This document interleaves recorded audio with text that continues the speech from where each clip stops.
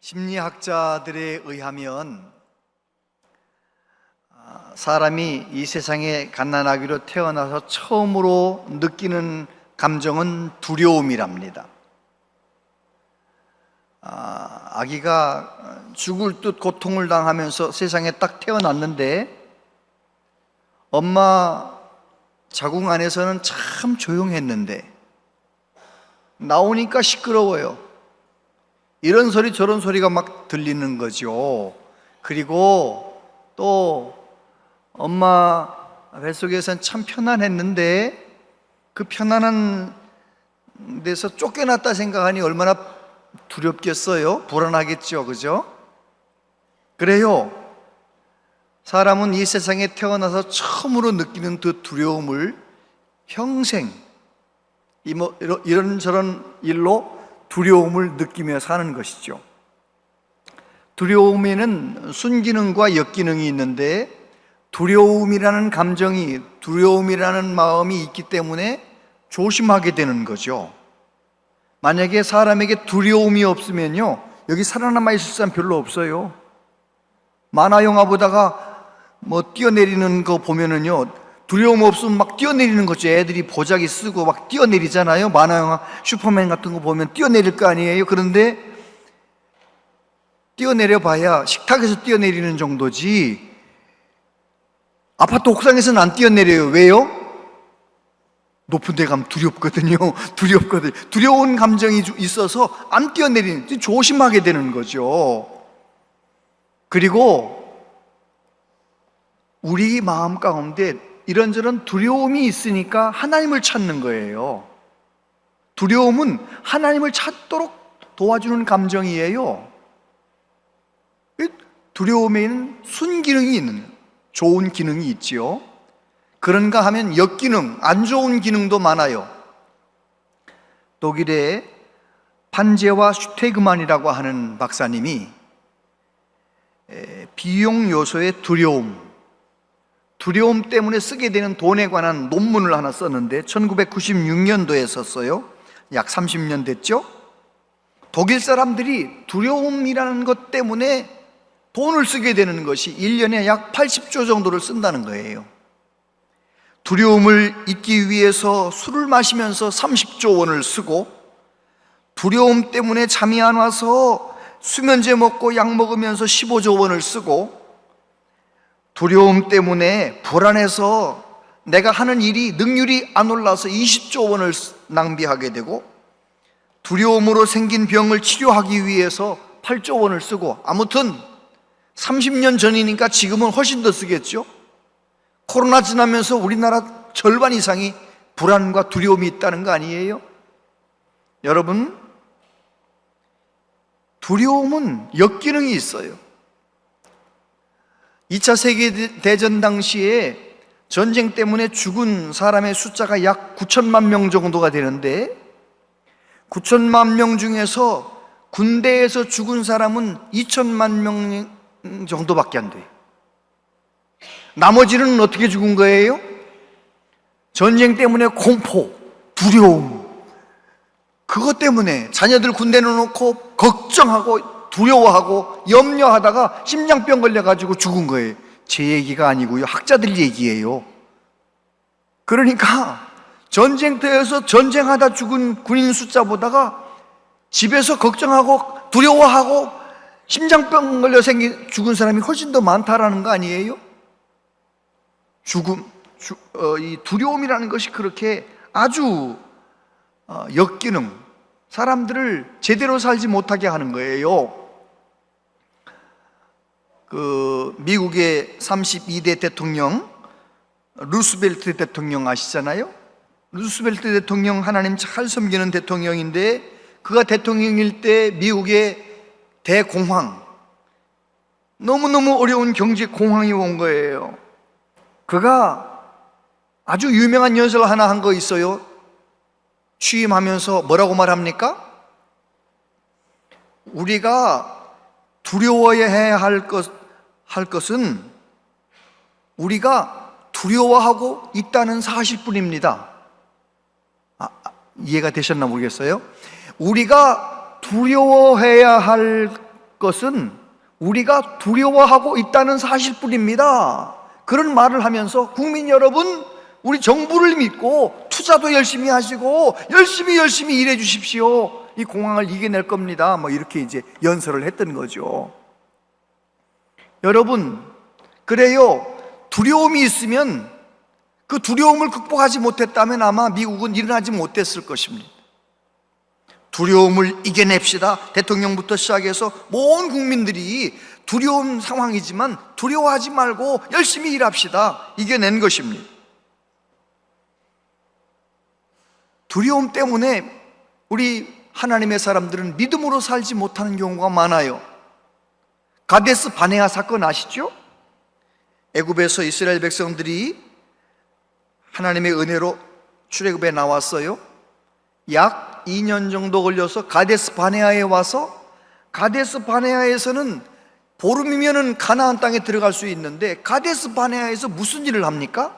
우리 정탐꾼을 먼저 보냅시다. 그래가지고 12지파의 똘망똘망하고 좋은 젊은이들을 한 명씩 뽑아가지고 12명을 정탐꾼을 보냈습니다. 그들은 어떤 사람들입니까? 지난 2년 전 애굽에서 10가지 재앙을 통하여 하나님께서 애굽의 모든 우상들을 다 전멸시키고 하나님이 전능하신 하나님인 것을 보았어요. 그리고 홍해 앞에서 추격하는 애국 군대를 다 물리치시고 홍해를 갈라서 건너게 하시고 수장시키시고 그 모든 일을 보았어요. 전능하신 하나님을 보고 경험했어요. 생생하게 그 하나님을 기억하고 있는 거예요. 뿐만 아니라 광야를 지난 약 2년 가까이 지나는 동안 하나님은 광야에서도 매일매일 먹을 양식 만나를 공급해 주셨고요, 고기 먹고 싶다고 하면 메추라기를 보내주셨고요, 그리고 어떤 어려운 일을 당했을 때 모세 기도하고 하나님 도와주셔서 문제가 해결되는 거예요. 그 하나님께서 뭐라고 말씀하셨느냐? 너희들은 저 가나안 땅에 올라가라. 가나안 땅을 주시겠다는 거예요. 약속하신 것입니다. 그런데 이 12명이 정탐하러 올라가 가지고 무엇을 보게 되느냐? 자기들보다 키가 엄청나게 큰 안악자손을 본 거예요. 뿐만 아니라 성들이 견고한 거예요. 우리가 저 사람들하고 전쟁에서 이길 수 있을까? 두려운 마음이 생긴 거예요. 여러분, 두려운 마음이 생기면 어떤 부작용이 있느냐? 하나님을 잊어버려요. 하나님의 약속을 잊어버려요. 이 12명의 정탐꾼 가운데 2명은 끝까지 하나님 기억하고 하나님 약속을 붙들고 말했지만 10명은 두려움 때문에 하나님을 잊어버리고 하나님의 약속을 잊어버렸어요. 그래서 그들이 뭐라고 말합니까? 참 좋은 땅이긴 하지만 안악자손이 있습니다. 우리는 가서 못 이깁니다. 애굽으로 돌아갑시다 이러는 거예요. 여러분, 두려움 때문에 그 출애굽 1세대들은 광야에서 다 죽는 거예요. 하나님이 약속해 놓으신 그 가나안 땅에 들어가지 못한 거죠. 두려움이 그런 거예요. 여러분들은 요즘 두려우세요? 두렵지 않으세요? 아무 생각 없으세요?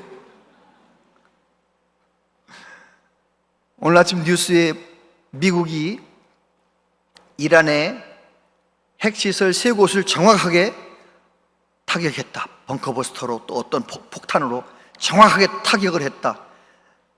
그런 뉴스 보셨나요? 이란이 강대국 같아요? 이라크가 강대국 같아요? 미국하고 이라크하고 전쟁할 때 얼마나 오랫동안 전쟁했습니까? 우리는 생각할 때 이라크하고 미국하고 붙으면 뭐 미국이 금방 이길 것처럼 생각했지만 전쟁이 간단한 게 아니잖아요. 이란은 이라크보다 훨씬 강대국이죠. 훨씬 강대국입니다. 지금 이 상황, 이스라엘과 미국이 합쳐서 공격하는 이 상황을 그대로 받아들여서 이란 정권 교체되고 정말 우리가 원하는 대로 잘 해결되면 감사한데 그렇지 않으면 세계 경제는 어떻게 될까요? 주식 투자한 분들 좀 올라서 기분 좋았습니까? 어떻게 될 것 같아요? 여러분, 지금 우리 상황은 세계적으로도 그렇고 국가적으로도 그렇고 참 불안한 상황입니다. 트럼프 대통령이 북한의 핵무기를 없애자 맘먹으면 큰일 나는 거 아니겠어요? 여러분, 정말 우리는 가만히 생각해 보면 두려운 일이 많아요. 그죠? 두려운 일이 많아요. 우리 개인적으로도 얼마나 두려운 일이 많은지 몰라요. 그런데 꼭 기억하십시다. 디모데후서 1장 7절 같이 한번 읽어보세요. 시작. 우리에게 주신 것은 두려워하는 마음이 아니요 오직 능력과 사랑과 절제하는 마음이니. 하나님은 저와 여러분들이 두려워하지 않길 원하세요. 두려움은 하나님이 주신 마음이 아니래요. 오히려 하나님은 능력과 사랑과 절제하는 마음을 주신대요. 하나님은 구약성경, 신약성경에 두려워하지 말라는 말씀을 수도 없이 말씀하셨어요. 366번 말씀하셨대. 그 말씀을 어떤 목사님은 우리 1년 365일 하루도 두려워하지 말고 하나님 믿고 살자, 이렇게 설교하는 분도 있더라고요. 여러분, 하나님은 저와 여러분들이 두려워하지 않기를 원하시는 거예요. 이사야서 41장 10절 말씀 같이 읽어보세요. 시작. 두려워하지 말라 내가 너와 함께함이라. 놀라지 말라 나는 내 하나님이 됨이라. 내가 너를 굳세게 하리라. 참으로 너를 도와주리라. 참으로 나의 의로운 오른손으로 너를 붙들리라. 아멘. 우리는 오늘 본문에 나오는 예수님과 예수님의 제자들이 풍랑을 만나듯 우리는 살면서 많은 풍랑을 만납니다. 풍랑을 만났는데 그 풍랑이 내가 감당하기 어려운 풍랑이면 두렵기까지 합니다. 자녀가 다 컸는데 속을 썩인다. 얼마나 어려워요. 나는 그래도 건강한 줄 알았는데 건강의 균형이 무너져서 이 병원에 다녀도 고쳐질 것 같지도 않은, 얼마나 두려워요. 부부간에 잘 살 줄 알았는데 별거 아닌 일로 싸워가지고 관계가 싸늘하면 얼마나 어려워요. 우리는 살다 보면 이런저런 어려운 일을 만나는 거예요. 그럴 때 큰 풍랑이 와서 두려운 마음이 올 때 우리 어떻게 하면 좋겠는가? 오늘 말씀에서 세 가지만 생각합니다. 첫 번째, 지난날의 은혜를 기억하라. 그날 저물 때에 제자들에게 이르시되 우리가 저편으로 건너가자 하시니 그들이 무리를 떠나 예수를 배에 계신 그대로 모시고 가매 다른 배들도 함께 하더니 큰 광풍이 일어나며 물결이 배에 부딪혀 들어와 배에 가득하게 되었더라. 예수께서 고물에서 베개를 베고 주무시더니 제자들이 깨우며 이르되 선생님이여 우리가 죽게 된 것을 돌보지 아니하시나이까 하니. 여러분, 예수님께서 오늘 이 사건이 있었던 그 낮에 어떤 일을 하셨습니까? 낮에는 갈릴리 해변에 수없이 많은 사람들이 몰려와서 배를 한쪽 빌려가지고 배에 앉으셔서 말씀을 전하셨어요. 천국은 마치 씨 뿌려 나간 농부와 같으니, 천국은 마치 이러면 가라지 비유도 하시고 진주 장사 비유도 하시면서 천국 말씀을 쭉 말씀을 전하셨어요. 제자들도 그 많은 무리들 사이에 앉아가지고 주님의 말씀을 들었습니다. 그래요, 갈릴리 바다 언덕에서, 해변 언덕에서 주님의 말씀을 편안하게 들었을 거예요. 그러시더니 우리 예수님께서 그날 저물 때 저편으로 건너가자고 해서 제자들을 데리고 이번에는 어디로 가시느냐? 갈릴리 바다, 삶의 현장으로 데리고 가신 거예요. 예수님 제자들 가운데 5명은 제 어부들이잖아요. 어부들인 제자들, 또 다른 제자들과 함께 배를 타고 건너편으로 가시는데 풍랑을 만난 겁니다. 저와 여러분에게 적용하면 그런 겁니다. 오늘 이 시간에는 예수님께서 부족한 저를 세우셔서 여러분에게 편안하게 자리에 앉아서 하나님의 말씀을 들을 수 있도록 해주셨어요. 하나님께서 그렇게 가르치시는 거죠. 근데 이제 오늘 예배 끝나고 나면 점심 먹고 집에 가면, 오후 예배 드리고 집에 가면 어떻게 되는 거예요? 삶의 현장에서 하나님께서는 저와 여러분을 가르쳐 주시는 거예요. 예배당 안에서 예배 드릴 때보다 삶의 현장에서 하나님과 동행하며 사는 것이 쉬워요? 어려워요? 대답을 안 하시네. 얼마나 어려운지, 믿음으로 사는 것이 얼마나 어려운지 몰라요. 여기서 예배 드릴 때야 괜찮지만 우리 삶의 현장에서 또 가르쳐 주시는 거예요.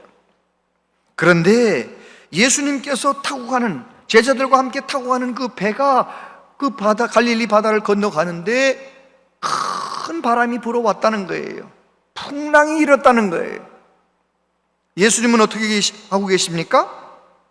베개를 베고 주무시고 계시고, 난리가 났는데 예수님은 주무시고 계신 거예요. 왜 그러셨을까요?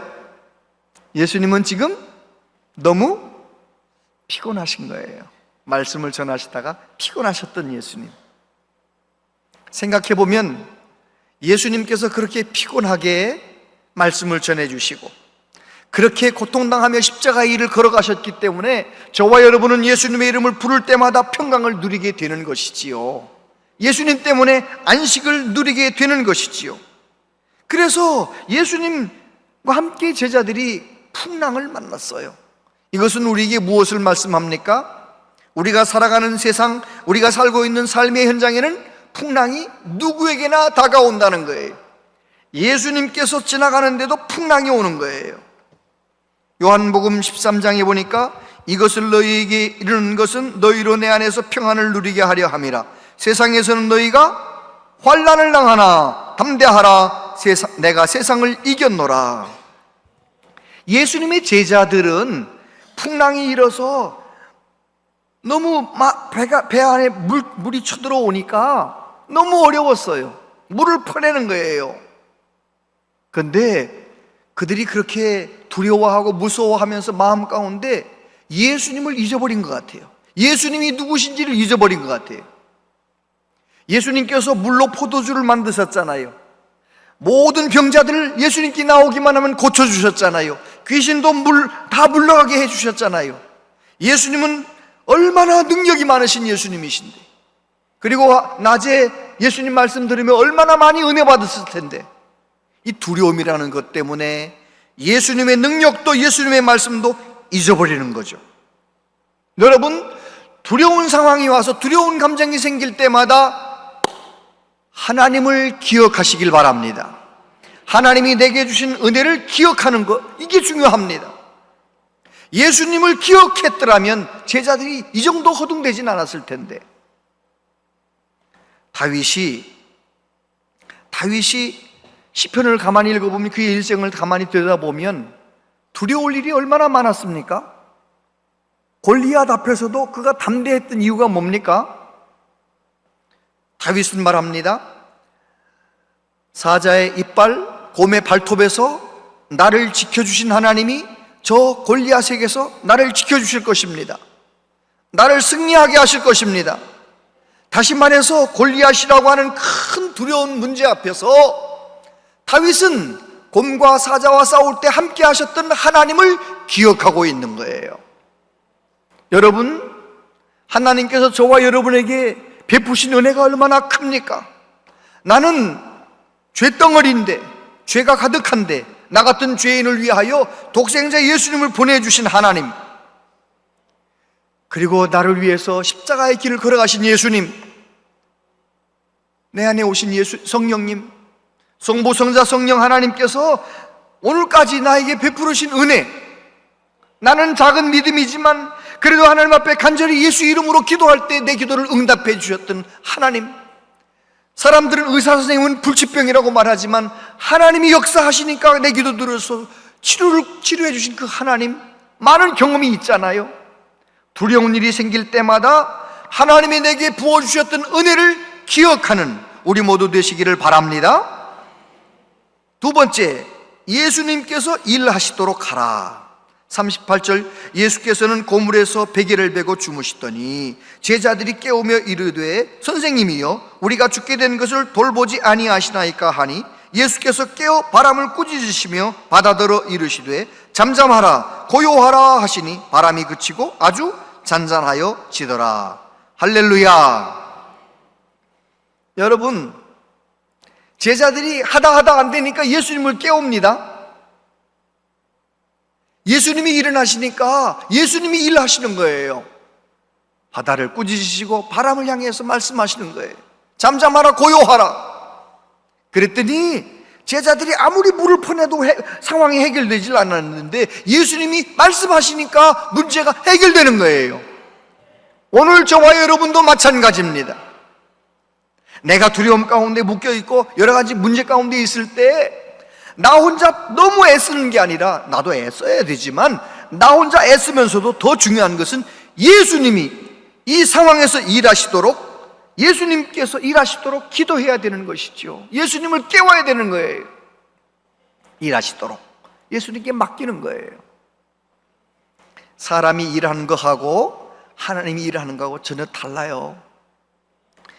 웨스트민스터 신학교 교수님 하비 교수님이라는 분이 우리나라에 선교사님으로 오셨는데, 우리나라에서는 간하베라는 이름으로 이제 일하셨어요.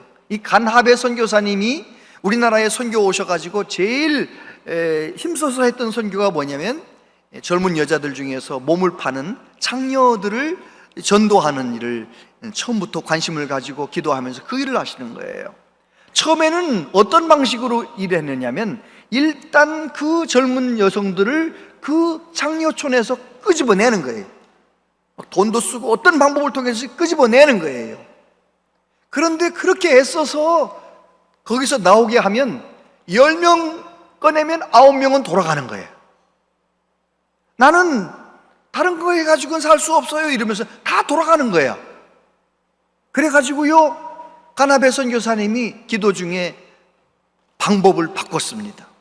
어떻게 바꿨느냐? 이제 그 낮에는 일이 없어서 이렇게 놀고 있는 그 사람들하고 한 명, 두 명 이렇게 자꾸 만나서 얘기도 하고 간식도 갖다 주고 친해지다가 나중에는 어떻게 하느냐? 하나님이 이야기를 해주고 또 관심을 보이는 사람들 모여가지고 7명씩 8명씩 성경 공부를 시작했어요. 낮에는 일이 없어 놀고 있으니까 성경 공부를 시작하는 거예요. 성경 공부를 하다가 마음 가운데 하나님이 역사하셔서 그 젊은 여성들이 예수님을 믿고 하나님을 알게 되면 선교사님이 노력하지 않아도 자기 발로 거기서 나오는 거예요.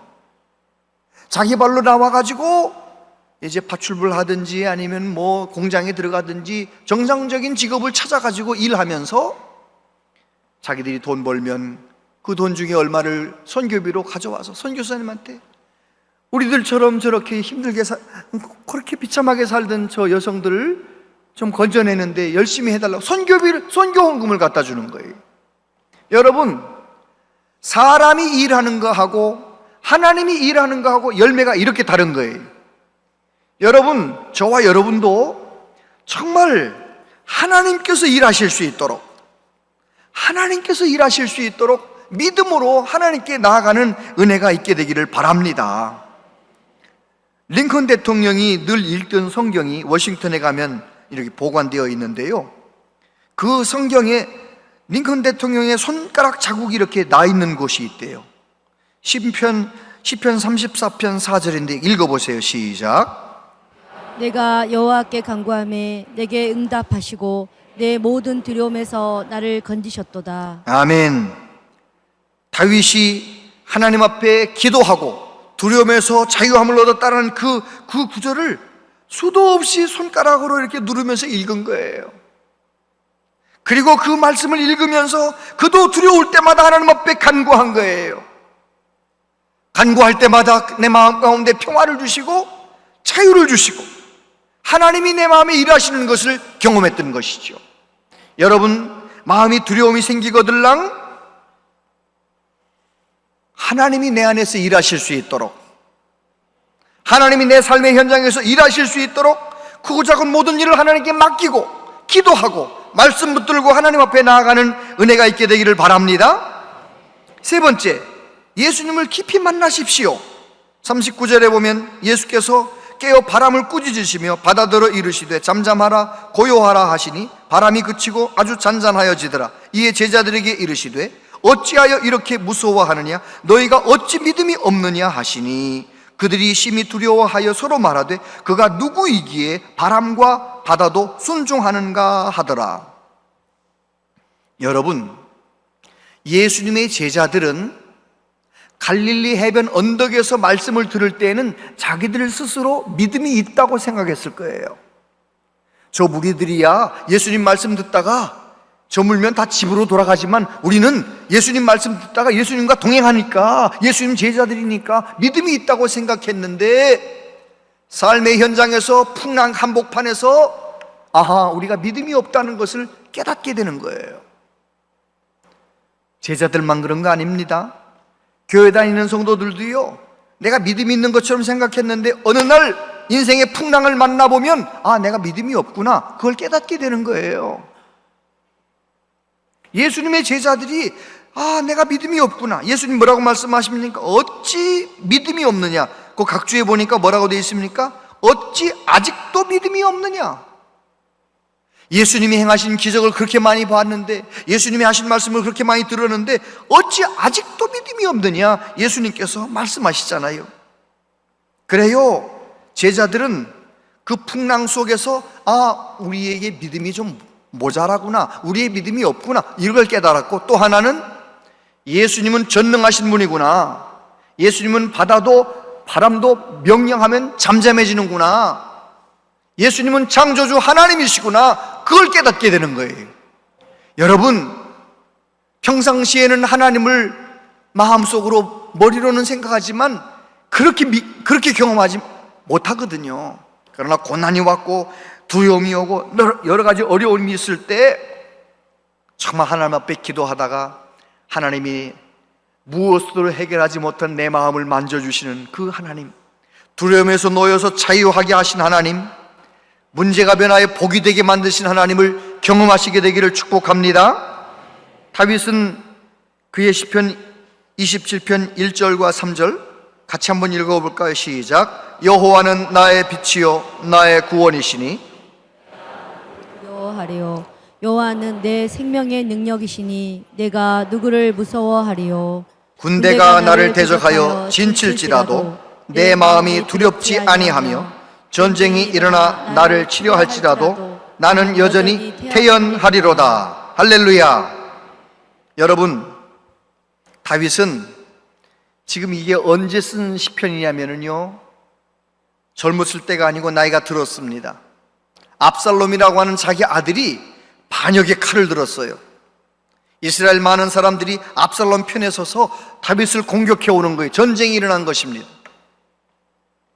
이 쿠데타 상황에서 다윗이 신발도 신지 못하고 도망쳐 나갑니다. 궁궐에서 도망쳐 나갑니다. 얼마나 두려웠을까요? 그 상황에서 다윗은 뭐라고 고백합니까? 여호와는 나의 빛이요 나의 구원이시니 내가 누구를 두려워하리요. 너무 두렵다는 거예요. 너무 두렵지만 하나님의 이름을 부르면서 그 두려운 시간을 이겨내는 거예요. 여러분, 정말 힘들고 어렵거들랑 하나님의 이름을 부르시게 되기를 바랍니다. 하나님의 이름을 부르면 우리 마음 가운데 믿음이 생기는 것이죠. 하나님의 도우심을 다시 떠올리게 되는 거예요. 찬양 중에 이런 찬양 가사가 있어요. 내 인생 여정 끝내요 강 건너 언덕 이를 때 하늘 향해 말하리 예수 인도하셨네. 매일 발걸음마다 예수 인도하셨네. 나의 무거운 죄짐을 모두 벗고 하는 말 예수 인도하셨네. 아멘입니까? 이 가사에는 다 아멘 하는 거예요. 우리 한국의 어지간한 성도들은 다 매일 발걸음마다 돌아보니까 매일 발걸음마다 예수 인도하셨는데 아멘 그러는 거예요. 그런데 왜 두려워합니까? 왜 걱정이 많습니까? 이제까지 발걸음마다 인도하신 것은 아멘인데 지금부터 앞으로 내가 죽을 때까지 내 발걸음을 인도하시는 것은 살아봐야 알지 모르겠다는 거예요. 아멘이 안 나오는 거예요. 그러면은 두려워하는 거예요. 염려하는 거예요. 여러분, 저와 여러분들은 매일 발걸음마다 예수 인도하셨네도 아멘이고 내일 발걸음도 내 죽을 때까지 매일매일 삶을 주님이 나와 함께 하시고 날 떠나지 아니하시고 도와주신다는 사실을 기억하고 힘들고 어려울 때마다 하나님의 이름을 부르시게 되기를 바랍니다. 제가 저희 어머니 1월에 천국 가셔서 이제 거의 6달이 되어 가는데 말이죠, 제가 어머니 살아계실 때 한 주일에 3-4번씩 전화하면 어떤 때는 참 목회가 힘들 때 있잖아요. 목회자들도 고민이 많습니다. 참 감당하기 어려운 어떤 문제 가운데 있을 때 어머니한테 전화하면 어머니는 제 마음을 모르지만 제가 이렇게 부르는 거죠. 엄마. 그냥 엄마 하고 불렀는데 제 마음이 풀어져요. 여러 번 부른 것도 아니에요. 그냥 한 번 엄마 하고 불렀는데 내 마음이 그렇게 좋을 수가 없어요. 엄마의 이름만 불러도 얼마나 마음이 편안해지는데, 나를 위해 독생자를 보내주신 하나님 아버지, 나를 위해 십자가의 그 모진 고통을 다 담당하신 좋으신 예수님, 내 안이 얼마나 복잡하고 얼마나 내 안이 참 성령님 계시기 어려울 텐데도 내게 오셔서 내게 떠나지 아니하시고 늘 함께 하시면 내 연약함을 위하여 기도하시는 성령님, 성부, 성자, 성령님, 하나님의 이름을 부르는 은혜가 있게 되기를 바랍니다.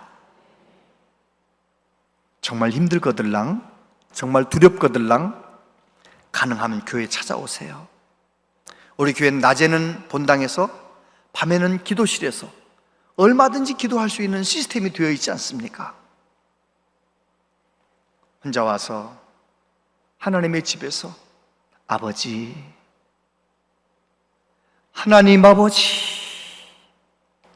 하나님의 이름 부르면서 걱정이 많고 두려움이 많을 수밖에 없는 인생길을 하루하루 이기며 살아가는 우리 모두 되시기를 축복합니다. 기도하겠습니다. 아버지 하나님, 하나님께서 우리 모든 삶 가운데 이제까지 함께 하셨고 앞으로도 함께 하심을 믿습니다. 이런저런 일들로 걱정과 두려움이 많은 세상에서 살고 있는 우리들 주여 불쌍히 여겨주시고, 이제 정말 힘들고 어려울 때마다 내게 베풀어 주신 하나님의 은혜를 기억하며 살게 하시고, 주님의 이름을 부르며 살게 하시고, 기도하며 살게 하시고, 그래서 우리에게 다가오는 모든 두려움과 어려움들을 넉넉히 이겨내게 하여 주옵소서. 예수님 이름으로 기도하옵나이다. 아멘.